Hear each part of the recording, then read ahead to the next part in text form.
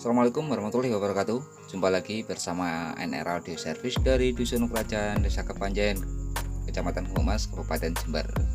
Oke, dulur, kali ini di kesempatan kali ini mudah-mudahan Anda semuanya penonton channel NR Audio Service mudah-mudahan diberi kesehatan dan dilancarkan usahanya, dimurahkan rezekinya. Amin, Allahumma amin. Oke, untuk para penonton semuanya, kali ini saya akan mereview power driver ya, driver Ombro dulur, desainnya sendiri. Sorry,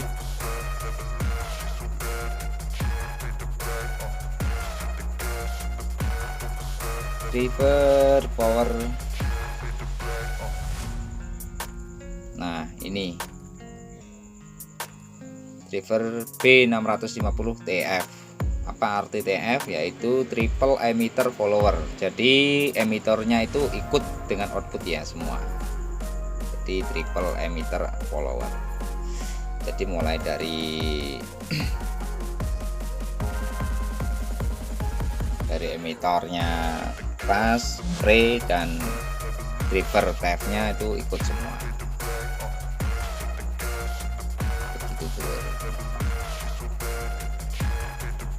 Kit ini sudah dilengkapi dengan limiter input dan input balance.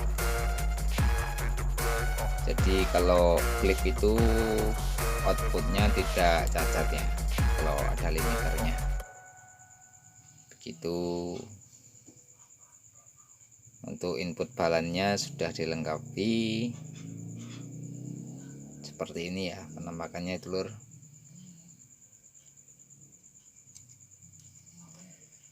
NR Audio Pro Horek. Nah, itu. Kali ini saya akan mereview power ini atau driver ini dengan jumlah final 3 set saja. Toshiba 5200 dengan 1943. 3 set ya.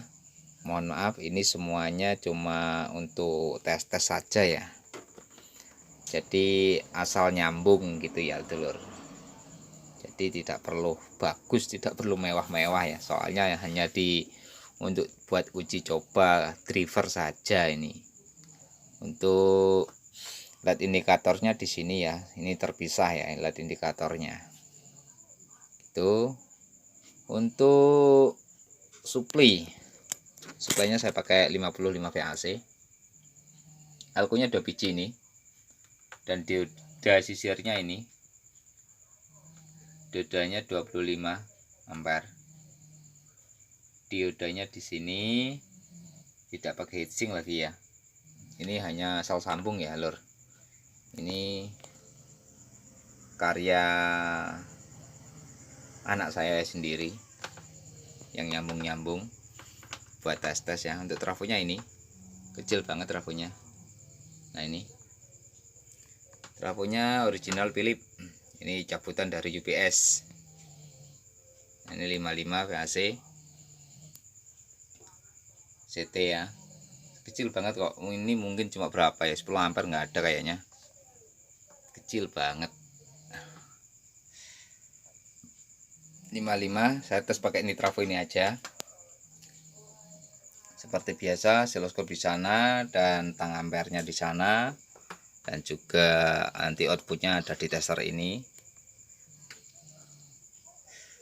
Domilotnya di sana seperti biasa ya, dulur. Oke. Biar tidak terlalu panjang lebar, saya akan on kan dulu driver powernya. Kita ukur-ukur, diukur dulu. Jadi berapa VAC di output trafonya, dan juga biasnya berapa, DCU-nya berapa. Oke. Saya kenalin dulu. Untuk driver ini sudah dilengkapi variabel DC offset ya.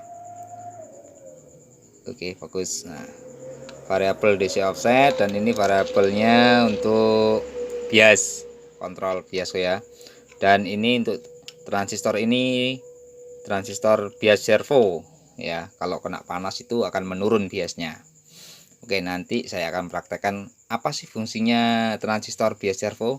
Nah, Nanti saya akan bahas kerjanya kayak apa. Oke lur, bentar ya. Oke lur, kita lanjut ya. Kita ukur berapa VAC nya, kita ukur groundnya di mana ini ya. Oke, langsung aja di sini. Berapa VAC? 57 ya ternyata lur. 57, 58, tapi naik turun ini.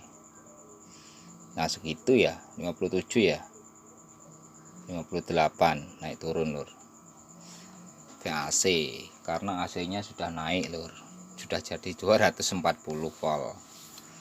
Ini inputnya trafo ini 230, soalnya ini trafo dari Malaysia ya, jadinya 230 sampai 240 AC nya, inputnya primernya ya maksudnya, terus sekundernya 50, jadi keluar segitu ya, 57 ya, 58. Oke segitu.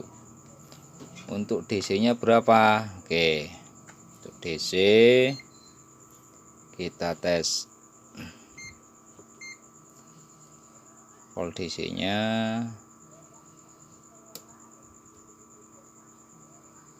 75 ya, 75 volt DC untuk DC nya. Oke, kita ukur di biasnya. Biasnya berapa? Di basis seperti biasa, ground ke basis final aja lur. 400 ya. 400. Coba yang sebelahnya berapa? 404. Nah, ini ternyata tidak imbang ya. Ini tidak imbang. Ini 401, 411 sama 443. Berarti DC offsetnya tidak 0 ini. Ukur. Nah, DC offsetnya ternyata ada di, bentar.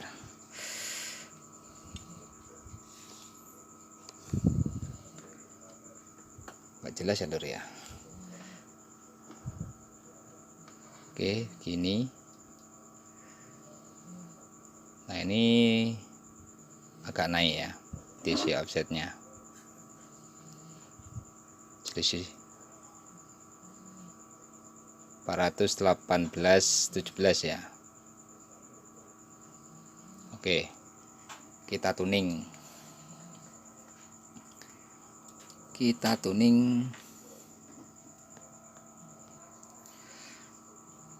Oke lur, kita tuning DC offsetnya. Kita putar-putar DC offsetnya di variabelnya. Ini 0,03 ya. Kita jadikan 0 ya. Oke, turun. Nah, bisa disetting sampai 0,000. Oh, ini minus ya lur, bentar, terlalu banyak. Nah ini, oke, sudah jadi 0,0. Oke, kita tes lagi biasnya 436, 432. Oke, bagus, imbang ya, bagus banget.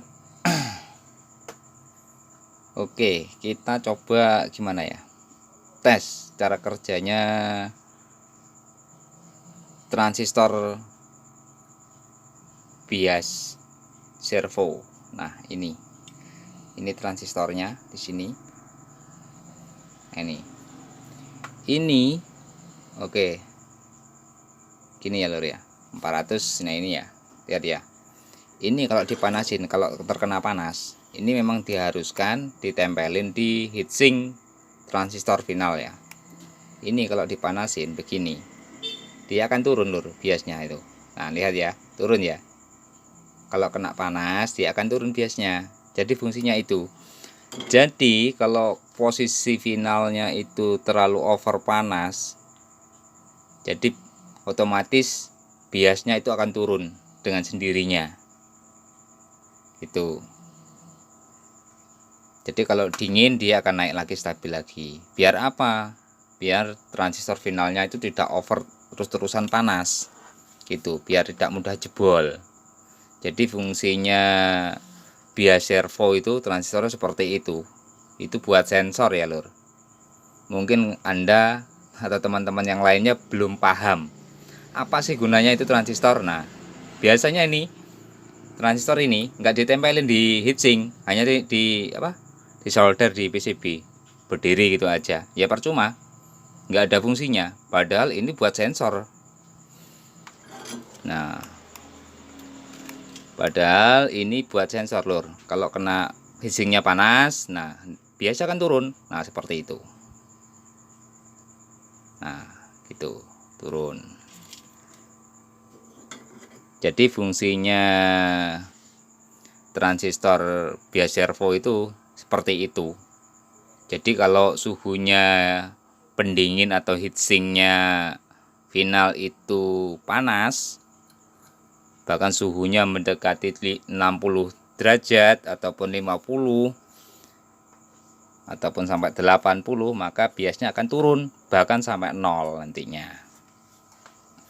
Jadi kalau biasnya 0, otomatis kan finalnya tidak panas gitu, tidak akan membuat panas lagi. Istilahnya bias itu kalau itu apa ya, seperti halnya keran air ya. Nah kalau ditutup kan kok keluarnya kan kecil gitu. Seperti itulah kerjanya transistor. Jadi fungsinya transistor bias servo itu seperti itu lur. Jadi jangan asal naruh ya. Itu bisa dipasang di transistor driver juga bisa, ataupun dipasang di atasnya transistor final seperti ini juga bisa lur. Yang penting itu menyensor suhunya final gitu. Seperti itu. Jadi maksud kerjanya transistor bias servo itu seperti itu. Jadi itu ada fungsinya, bukan hiasan ditempelin hanya berdiri di atas PCB, bukan ya. Itu ada fungsinya. Fungsinya seperti itu. Kalau kena suhu panas maka bias akan turun. Bagi yang belum paham saja ya dulur. Bagi yang sudah paham ya tidak apa-apa, menyimak saja. Ya mungkin ada kata-kata yang saya ucapkan ini agak salah, ya mohon dibenerin di komentar ya dulur. Jadi banyak yang tidak paham sebenarnya, banyak yang tidak paham. Jadi gunanya transistor bias servo itu apa? Nah, itu nggak ada di pelajaran sekolahan, biasanya nggak dibahas seperti itu. Dosennya pun nggak tahu mungkin gunanya apa. Kebanyakan anak-anak sekolah itu saya tanyain, saya dikte nggak bisa jawab. Nah, kilur. Seperti itu fungsinya untuk transistor bias servo. Karena memang nggak ada ya di pelajaran, itu tidak ada. Jadi fungsinya seperti itu. Bagi yang awam yang belum pernah mengukur, jadi caranya mengukur seperti itu. Oke, kali ini saya akan load berapa volt AC outputnya ya dulur. Seperti biasanya ini sinyalnya pakai 1 kHz. Oke, input mana input. Oke, benar atau enggak 1 kHz. Oke, saya ukur di sini aja ya, hertz ya lur.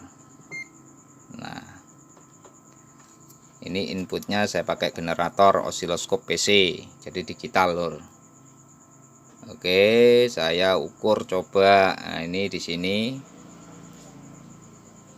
Oke, benar. Ya, 1000 ataupun 1 kHz, 1 kHz ataupun 1000 Hz ya. Real ya. Jadi multitester ini meskipun jelek ya, bukan jelek-jelek amat sih ya, merek ini bukan memasarkan merek ya, tapi memang real itu. Jadi kalau buat teman-teman yang mau belajar beli multitester, beli yang seperti ini, mudah, sudah ada hash-nya, sudah ada apa, bukan promo ya lur ya, tapi itu menyarankan saja. Harganya murah kok, mungkin sekarang 200 sampai 250 ribuan lah di all shop. Jadi tidak perlu beli yang sampai 500 ribu, tidak perlu. Yang penting bisa buat ukur akurat. Nah, oke, sorry, back to topiknya. Oke lur, sekarang kita akan coba jadi keluar berapa watt di ini, berapa volt AC, dan dropnya berapa ya. Oke, saya ukur ini, saya taruh di posisi positif atau di negatif ya, enaknya. Kamu nanya ya, nah ini yang susah ini, kamu nanya ya. Oke lur, ntar saya ambilkan posisi yang enak saja. Sebenarnya itu berapa sih? Nah, oke, 75 volt DC ya, 75 volt DC. Nah ini sinyalnya sudah nyala. Kalau sudah klip itu berarti tanda-tanda bahaya. Oke, sebentar, ini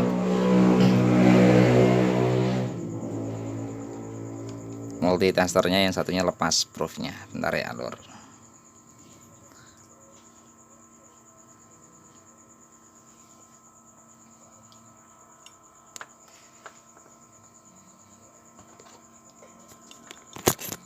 Oke, saya lepas dari tripod. Nah, seperti biasa lur. Nah, tangan satu orang, keluar berapa? 41 ya, 41 10 ampere, drop di 62,8 volt DC. Outputnya 41 42 10 ampere ya, 42 ya lur ya, 10 ampere, jelas. Jadi masih belum cacat kotak ya, masih sinus mulus, tapi kondisi sudah klip, sudah limitnya kerja. Oke, kita kalikan dulu, 41 di 10 ampere, 41 42 ya. Oke, seperti biasa lur, kita akan hitung kalkulator lur. Soalnya saya untuk matematika ini kurang ini ya, otaknya itu kurang cerdas, jadinya harus pakai alat bantuan.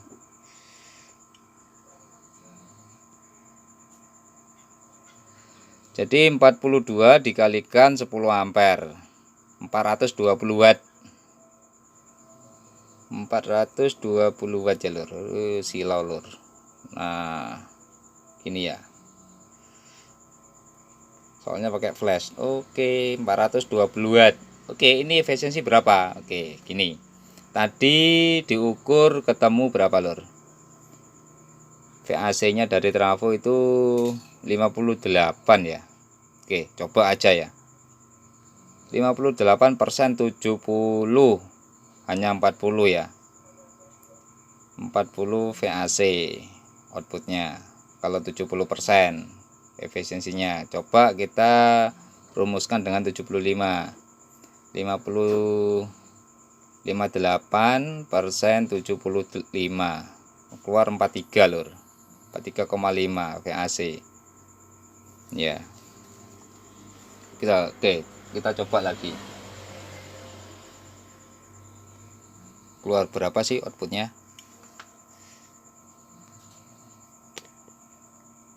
Gak kelihatan ya lur ya.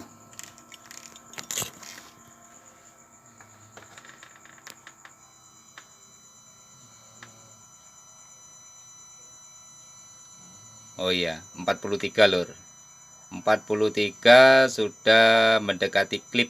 Nah lebih bagusnya di 42 ya, ini 43 masih bagus ya, 43 ya lur ya, 10,4 10,4 ampere.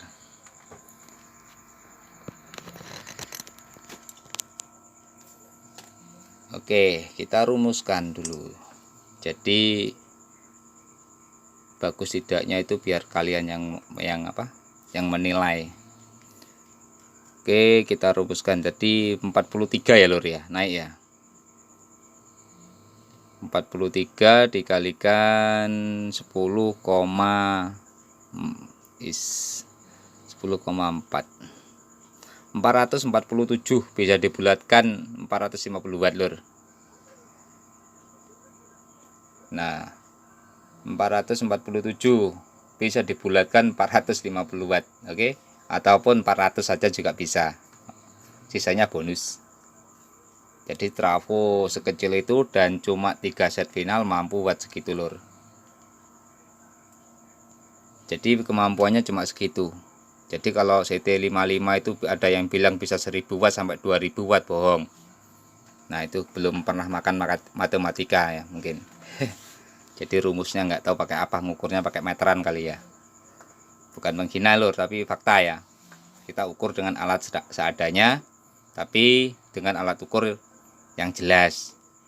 Tidak tipu-tipu orang ngapusi jare wong Jawa. Oke lur. Oke, buat teman-teman semua kita tes lagi ya. 58% 75. Berarti ini efisiensinya ada di 75% ya lur ya, kelas AB ini. Masih lumayan kok. Lumayan, outputnya bisa besar. Meskipun 3 set final lur. Nah 3 set final ya, murni ya lur, tidak tipu-tipu ya. Gak ada ya. Murni ya lur ya. Hanya 3 set final bisa keluar segitu. Suhunya dingin banget masih. Oke, seperti itu. Jadi untuk kelas AB B650 TF dengan suplai CT55 di hari trafo, tapi di ini soalnya sudah naik VAC nya jadi 58 di tester ya, 57 58. Kalau seandainya dibulatkan di oke bentar ya, kita ukur lagi lur biar tidak penasaran lur. 57 58 ya, tetap 58 ya. Ini naik turun lur. Nah ini kalau dihitung 57, oke bentar, 57 ya, 57% 75 42,75 seharusnya klipnya.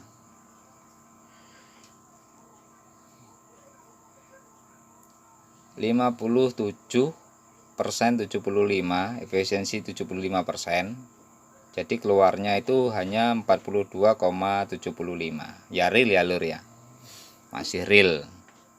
Jadi driver ini bisa di 75% efisiensinya. Jadi gitulah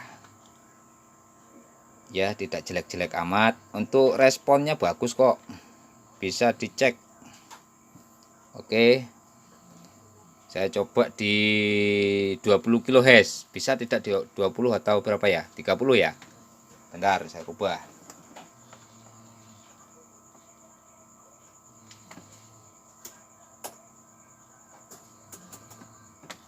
Oke lor, ini 30 kHz. Kita ukur lagi ya di frekuensi Hz. Oke, biar tidak goroh lor. Ternyata testernya tidak bisa baca ya lor. Ini 30.000 tidak bisa baca lor. Waduh, tidak bisa baca ternyata testernya lor di 30 kHz ya. Begitulah, ternyata tidak bisa baca lor. Oke, gak apa-apa, kita coba di 20 kilo.